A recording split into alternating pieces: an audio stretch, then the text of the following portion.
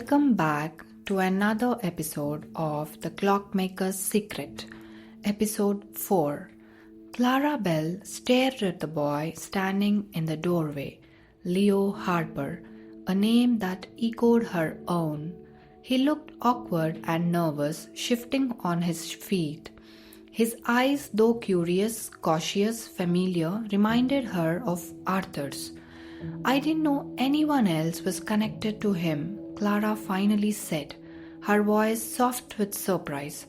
"I didn't either," Leo replied, "until a week ago." From his satchel, he pulled out a small flat box and held it out to her. Clara took it gently and opened the lid. Inside was a pocket watch, ornate, heavy, etched with the Harper and Time emblem. She recognized it immediately. It had belonged to Arthur. But it wasn't just any watch. This one had no hands. Instead, in the center of its glass face sat a small brass dial marked with a single word, "Unlock." "I found it in my attic," Leo said, "in a tin labeled, 'If you are ready.'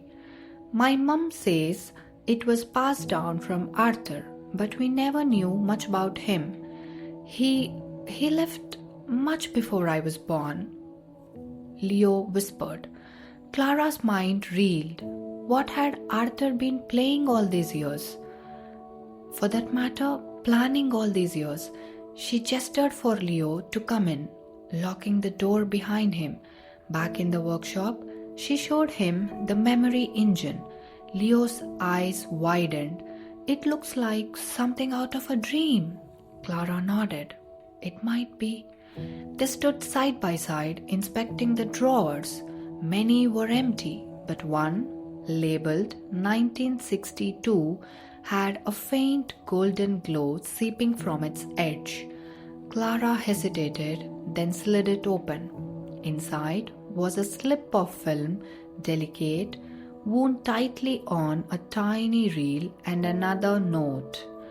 "The year Eleanor disappeared. Start here." Leo stepped back.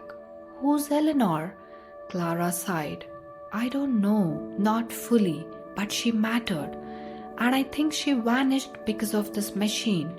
Leo looked down at the strange pocket watch. "Do you think this works with it?" Without answering, Clara placed the watch into a small circular indentation on the memory engine. The fit was perfect. A faint hum ran through the floorboards. The machine whirred to life.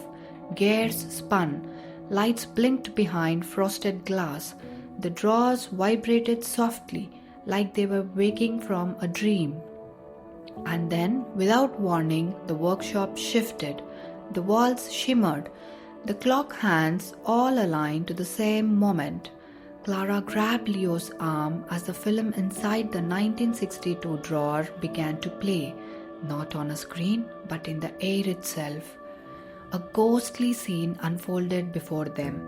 A young Arthur standing in the shop. Eleanor, a woman with dark curls and steady eyes, was handing him a box. She spoke, but no sound reached them, only the ticking of unseen clocks. Then lightning, a sudden flash. Eleanor vanished. The box fell to the floor, and the vision faded. Clara and Leo stood in silence. The machine had just shown them something real, something buried. Leo looked at Clara. "What just happened?" Clara turned to him, her voice quiet but steady. "We didn't just rewind a memory, we stepped into it. The past isn't just a story, it's a door, and Clara and Leo have found the key.